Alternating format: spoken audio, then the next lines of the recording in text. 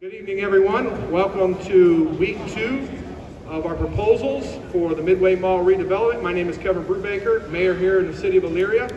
I'm excited for our second proposal, ICP. As I told the group last week, I would ask that you keep an open mind for the proposal last week and this week, and I know they will share with you the information that they're going to be collecting this evening and over the next week or so as we start to make our determination on the next phase of Midway Mall. But I do want to thank Commissioner Moore and the commissioners, as well as the Lorain County Port Authority led by Amy Richards and Jim Miller, for keeping the city of Elyria involved in the redevelopment of the mall. They've been very gracious in keeping me and allowing me to sit in on the executive sessions to hear from all the proposals and give input to the Port Authority. So I'm very grateful on behalf of the city of Elyria to be a part of this program. Tonight, I'd like to introduce my friend and colleague from the Lorain County Commissioner's Office, Commissioner Dave Moore. Okay, appreciate that. Okay. I'm Dave Moore, I'm your Lorain County Commissioner. This is a project that's we've been working on for almost 2 years. The Port Authority's been around for about 23 years. And the purpose of the Port Authority is really what you're seeing today. To use it as an enticement to bring local businesses in, and basically that's what we're seeing today. Now what we have seen already in executive session, we've had the proposals, there are several proposals, and the Port Authority made the decision to 2, and last week if you were here, you saw the first one.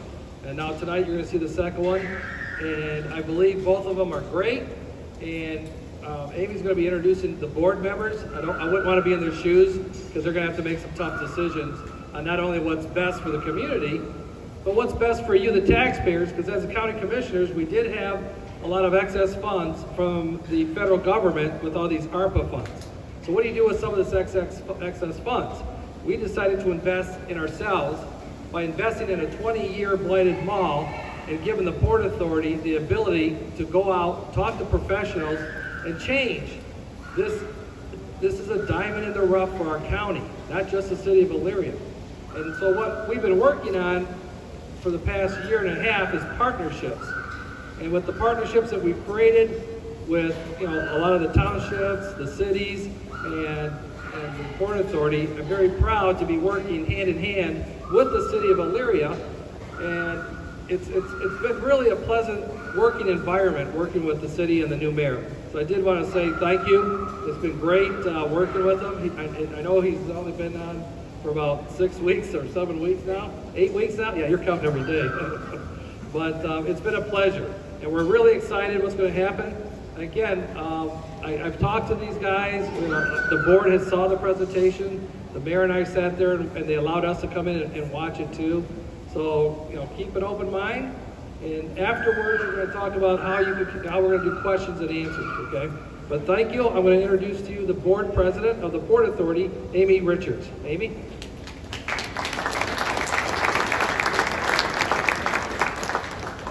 Thank you, Commissioner Moore. The Port Authority Board, we have been working on this for the last over a year now. I just want to take a minute to recognize our board members that are here. So if you could come up front, Brittany, come up front. Brittany, she's our board vice chair, Brittany Nazario. John Novak's here. We have former Mayor David Gillock from North Ridgeville, Dan Gross, I think he's here, Marty Gallagher, Nick Vicario, and our recording secretary who's hiding in the back, Nicole Finnery. Wave. Now I'm going to turn this over to our Executive Director, Jim Miller. Thank you so much, Amy.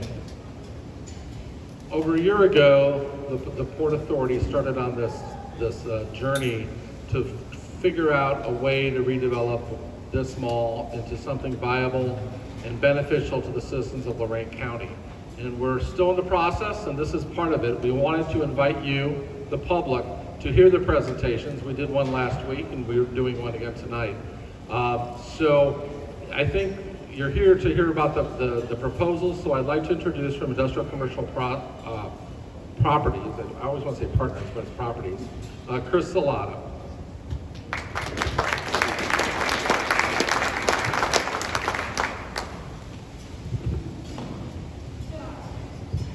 Good evening, everyone.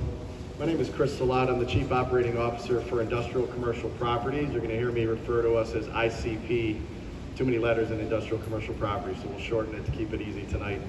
We are thrilled to be here tonight. I want to thank the Port Authority. I want to thank the City of Elyria and the county for including us in this process. We've been involved in this property for a long time. We are a Cleveland-based company. We are 28 years old. We own 47 million square feet of property in 8 states, and we've made our first acquisition in great country of Mexico last year, so we're now officially international. We have 350 tenants in our portfolio, and we have 150 different properties. So this is something we wake up and we do every single day. In the late 90s, I should say, in the early 2000s, we were one of the largest acquirers of the former vacant auto plants throughout the states of Ohio and Michigan. And what we did is we went in and took those auto plants that had been, abandoned by some of the automakers, and we took those and we recreated business parks in those facilities. You may be familiar with the Ford assembly plant in Lorain. That is one of our projects. I'm happy to report that that project is now 100% leased. We have 4 different businesses operating in that facility. We've done that countless times with our friends at GM and at Chrysler as well. And so we fast forward now to the 2020s, and the new auto plant is the regional mall. There are 1,200 retail regional malls in the country. We believe 300 of them will survive. And so we have started on a crusade of redeveloping these properties into business parks. We've created job hubs, we've created economic development, and we've done it countless times. So I think one of the things I want you to hear from me tonight is there's certainty of execution with our group. We do not have any outside investors. It is all of our own capital, so we don't have to raise money to perform what we'll do here and what we've done elsewhere throughout the state of Ohio. We are redevelopment experts.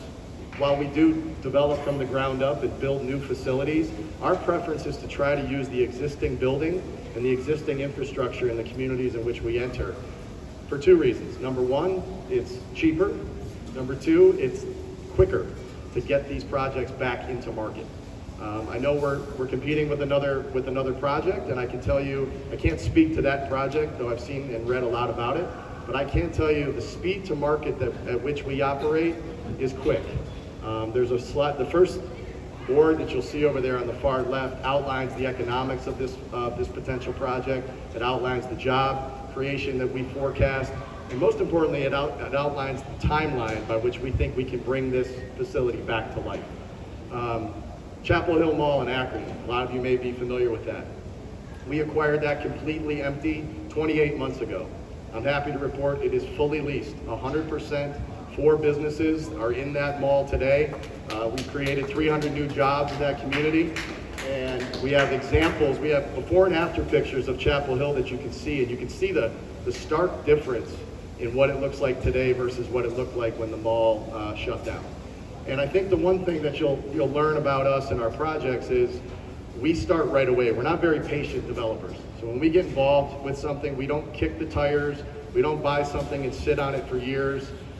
We get active immediately. And so one of the first things we will do, especially on a mall redevelopment project, is you have to change the narrative of the site, right? So for years, for decades, this was a retail regional mall. It was a shopping destination.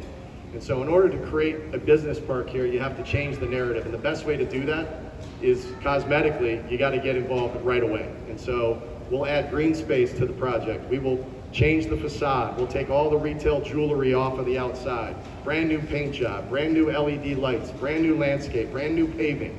We basically need to put our flag in the ground and let people understand that this site in Elyria, Ohio, and in Lorain County is now open for business. It's no longer a shopping center, but it's open for businesses to bring their jobs and their manufacturing businesses here. So 50% of our portfolio are manufacturing companies. And many of you have probably seen since the pandemic and since the stress that has been placed upon the supply chain, many companies are bringing their manufacturing back to the United States, which is a terrific thing. It's a terrific thing for our country, but it's really good for our business. And we're seeing foreign countries bring their manufacturing here to the United States. And so we're seeing a huge uptick in the manufacturing demand in our properties throughout our portfolio. When I say manufacturing and I say light industrial, don't think smokestacks, don't think tanning plants, don't think auto plant. Think clean, light industrial uses. Manufacturing, light assembly, and believe it or not, these types of users will have less truck traffic coming to their place of business on a daily basis than the mall did in its heyday. So when you have 50 to 100 retailers here operating every day, the deliveries that would have to take place to keep this thing at a peak performance were unlimited. These manufacturing tenants that we have in our other properties, they may see 1 to 2 deliveries a week, depending on what they're manufacturing and what their business is. What we're able to create is we're able to create a multi-tenant business park, which actually will serve the community as a mutual fund.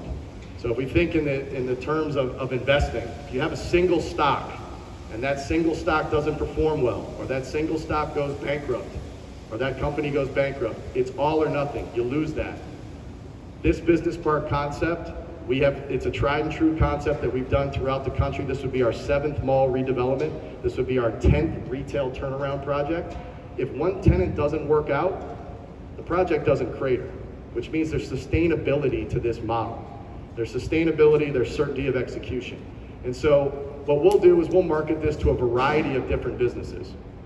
And I think if you went down to Chapel Hill, which everyone's welcome to do, there's 4 completely different businesses operating in that mall today. There's a cabinet manufacturer.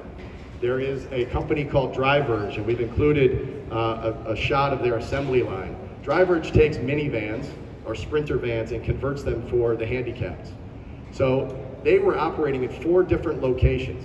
They decided to consolidate with us at Chapel Hill Business Park.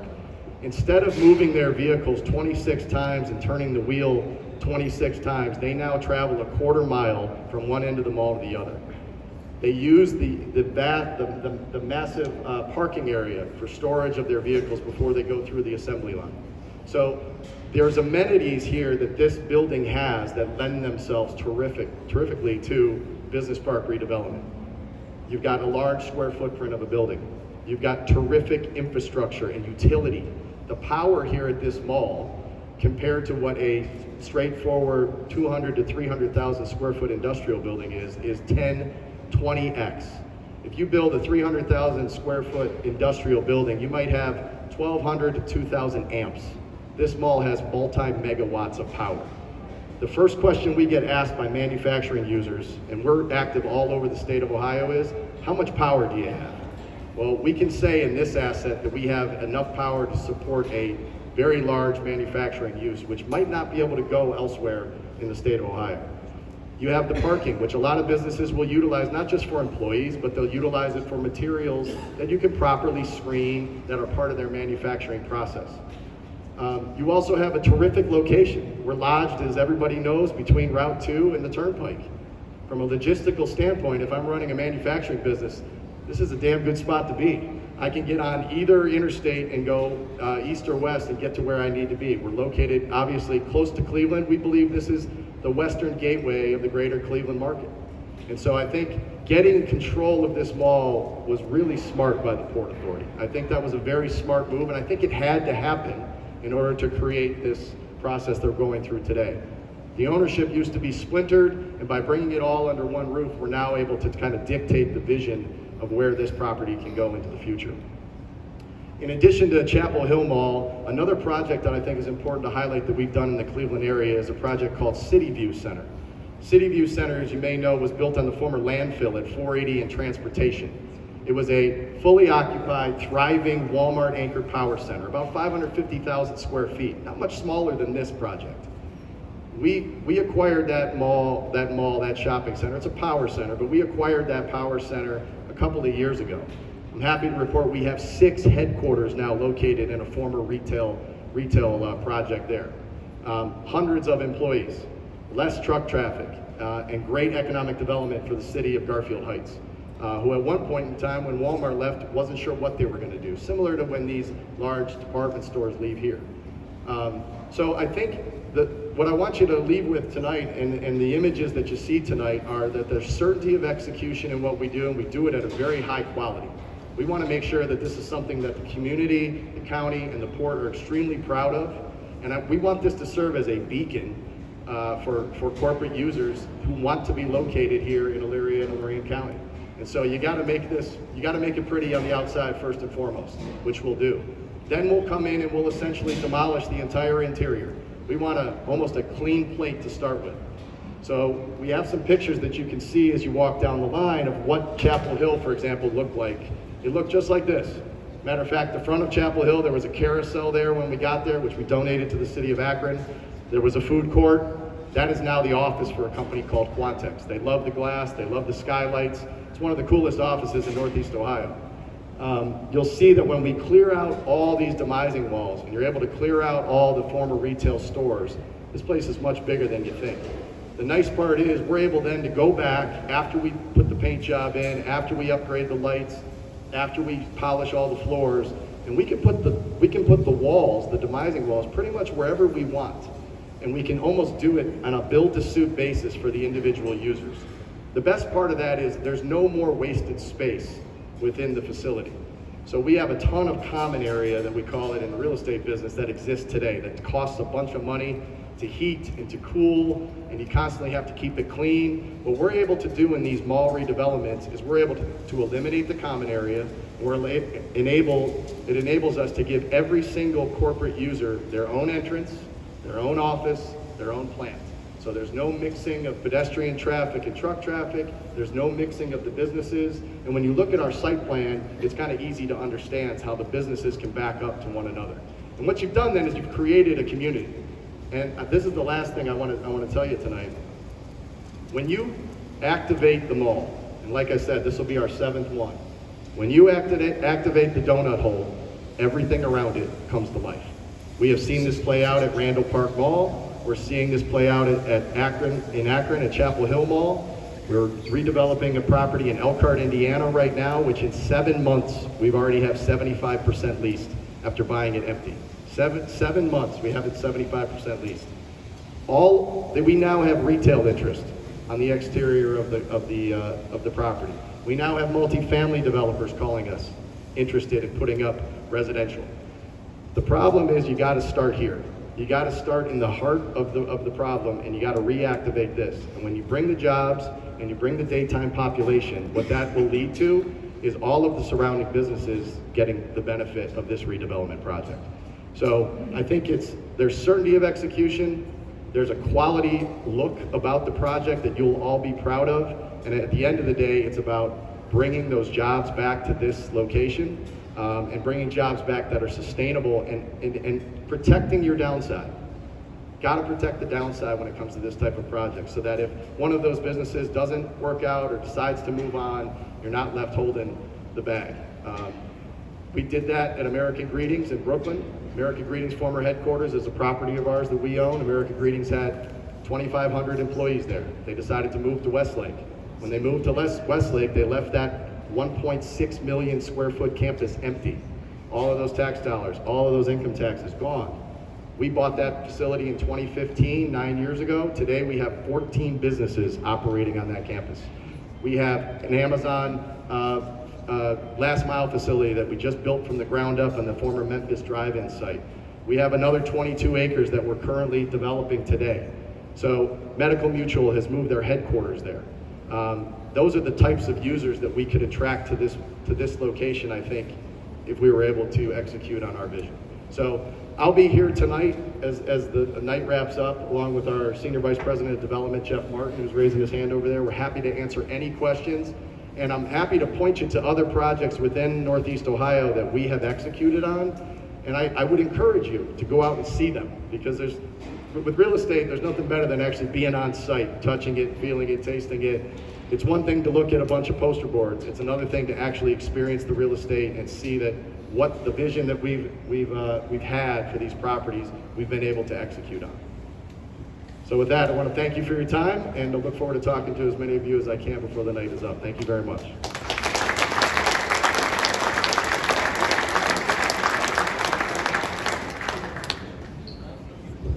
Thank you, Chris. Again, as in last week, we would ask you to please go and talk to the people from ICP. Ask your questions, give them your comments. We have a box on the table over here with cards and pens. We welcome your comments, your questions to us so that we can follow up with you. Again, we're interested in improving this facility and improving the Lorain County as a whole.